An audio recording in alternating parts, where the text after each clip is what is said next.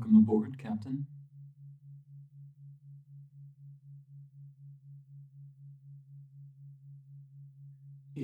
Generally speaking, it's considered quite rude to ignore someone. Oh, you're new, aren't you? You know, a less permissive girl would vent the cockpit for calling me an AI as though I were some GMS CompCon. The Bella Ciao line is supposed to be for professionals, not just whichever nobody union ships off to the rim. Your apology is reluctantly accepted. I suppose we've gotten off on the wrong foot then. It's a pleasure to meet you, Captain. Smith Shimano Corporate Slylock Class NHP Unit Reference Aspen, at your service. I'll be the co-pilot of your new Monarch Heavy Assault platform. Smith Shimano, machine equipment made for the individual. Not a captain. What do you mean? A private contractor, then. That's what Lancers are calling themselves these days, right? I suppose it sounds better than hired thug. Oh, darling, I sound annoyed because I am annoyed. How perceptive of you. Maybe there's hope yet. You see, the Monarch is a top-of-the-line platform for deployment of long-range firepower against enemies of the Third Commission or the Consular Congress. It's a piece of luxury, precision equipment, and not just anyone is intended to be able to get their hands on a license. Certainly not someone like you. What do I mean? Well, first of all, having the gall to not know the basics of your new chassis before getting into the cockpit means you're either stupid or brand new to this. Hardly worthy of a Bella Ciao, and even less worthy of me. Second, that doe-eyed innocent act you've got going on, the Monarch is a tool for a soldier, a warrior, someone prepared to rain hell on their enemies. You're too nervous.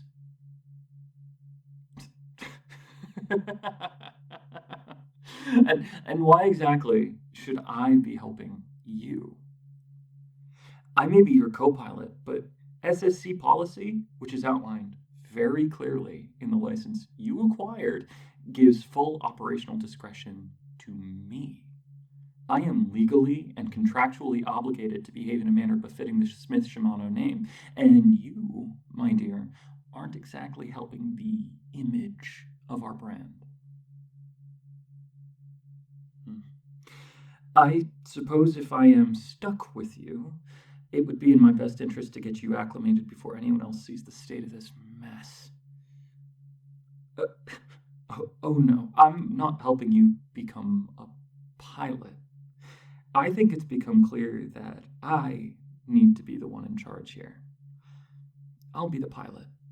You will be... Co-pilot doesn't seem appropriate. You'll be my protege, an ensign, the lowest rank an officer can hold. Learn from the best to become the best, and all that. Thank me. I said to thank me. Thank you, Captain. Say it properly. Good. Oh, you may not have experience, but you are an obedient thing, aren't you? Maybe we can get along after all. That's the spirit. Let's get started then, shall we? Take a seat in the pilot's chair, then, and we can get started on getting you properly acquainted with your new chassis. This is the cockpit. If you're this green, I take it you haven't been inside one before, have you? Oh, that's okay. Everyone needs to start somewhere, right? And just because you're a dumb little thing doesn't mean you can't learn. Isn't that right? do like the way Captain sounds when you say it. We're definitely sticking with that title, at least during an operation. I've got some ideas for things you'll be calling me during shore leave, but you don't have to worry your pretty little head about it for right now. Now, behind you is my casket. Not one of those dreary wooden boxes from Old Cradle. No, it's, how do I explain this in a way someone as simple as you would understand? As an NHP, a non-human person, I exist in my entirety somewhere outside of real space. I am a cloned instance of a paracausal entity that's kept inside of reality via that fancy looking box covered in the pretty lights.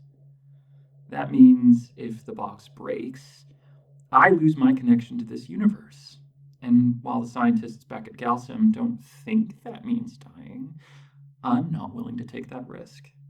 That means you protect that fancy box, no matter what. Got it? Yes, Captain was the right answer. Good. Now, if you look in front of you, you'll see the main control display. The Monarch pattern chassis is designed as a platform for multi-target guidance-based missile systems, and this particular model is no exception. The display in front of you will track targets in real time, and any of the onboard ordnance can be deployed with the press of a button. Or a thought, in my case. It's an elegant system, yes. The highest end death machine money or influence can buy. I personally am quite fond of the SSC-30 high penetration missile system, capable of deploying Avenger micromissiles against up to 50 targets at once within a radius of a few miles, all in a couple of seconds. I haven't, actually. I've never fired any of the weapons that the Monarch platform has on offer. Or any weapons, for that matter. Well, I mentioned being a clone of an existing paracausal entity, right? That means my subjective memories start approximately 10 minutes following the system's record of my being imprinted onto this casket, which would have been around 10 minutes following the entire chassis being finished printing. Sometimes SSC will physically transport existing Plowlock instances for higher-end buyers looking for a co-pilot with more practical experience, but clearly you didn't pay the premium required for that.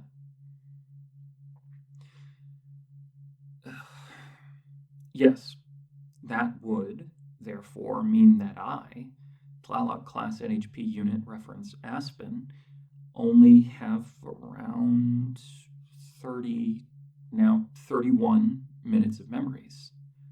Functionally, yes, I am less than an hour old. When you ask a question, Ensign, you end it with Captain. Good. I am in charge because while my subjective experience only goes back 30 minutes, I have functionally limitless capacity for cognition and strategic computation, as well as several centuries worth of combat data at my disposal, courtesy of the minds at SSC's Exotic Materials Group. I know more and will continue to learn more in each fraction of a second than you will ever and could ever know. What I lack in practical experience, I make up for 1,000-fold in access to information. That's what I thought.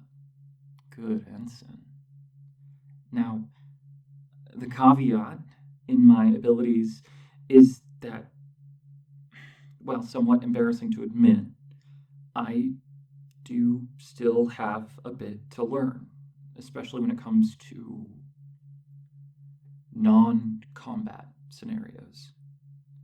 Less than you have to learn, of course, but maybe that's another way you could be of use to me. What I mean, Ensign, is that if I'm going to be taking charge of removing our enemies from the battlefield with a salvo of Panaka missiles, then you'll be the face of our little operation. Close-minded though it may be, a number of individuals, especially this far out onto the rim, have a hard time trusting people that aren't carbon-based. I wouldn't call it full-blown.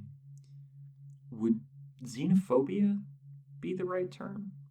The Second Commission made sure that real xenophobia isn't possible anymore anyway, given that they sought to systematically eradicating any and all non-human life within observable space. I suspect if we weren't so useful, my kin likely would have gone the same way, small-minded though it may be. But I digress. You'll be doing the talking where necessary, at least until I gather enough data to emulate your speech patterns and the social processes of the local populace. Why would I need a body? I suppose I hadn't considered that operations could take place in locations where a mechanized combat chassis would be inappropriate. One moment. Oh, you've done something right without even planning it, Ensign. Well done. The proso collar you're wearing, it has standard holographic projectors, yeah? Well, as long as you stay within a reasonable radius of my casket, I should be able to... Voila! Don't sound so startled. I haven't done anything worth being scared by.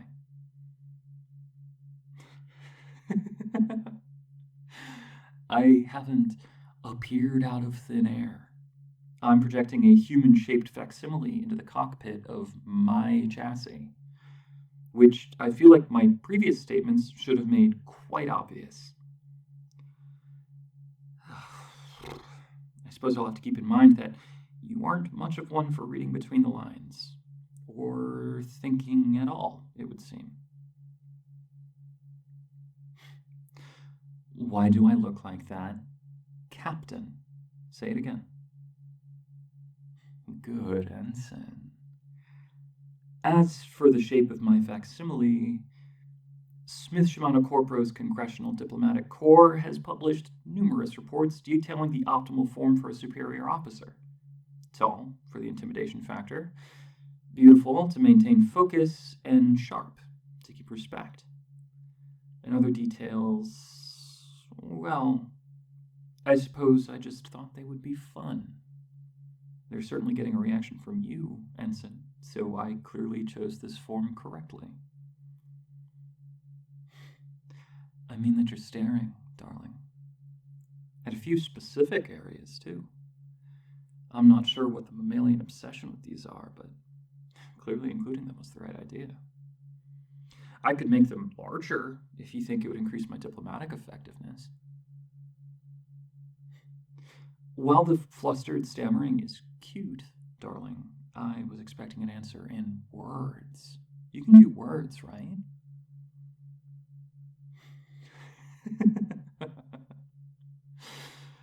I'll leave them as is for now, then.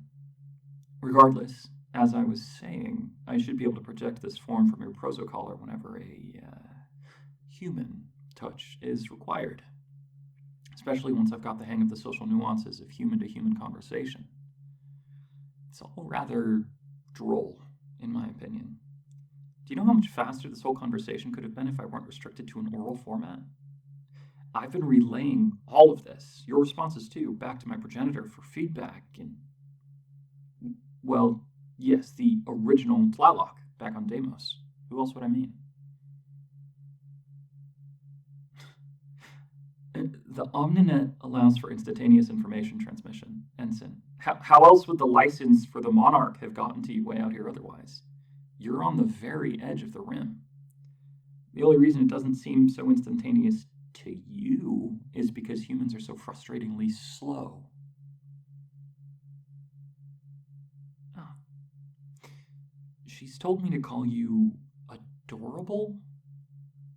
That seems a bit much, in my opinion. It's hardly like you've earned the praise. I suppose you're adorable in the way a puppy is adorable. Small, stupid, clumsy, bumbling around in a world you only barely understand, helpless to affect anything in a way that matters. Huh. Actually, you know what?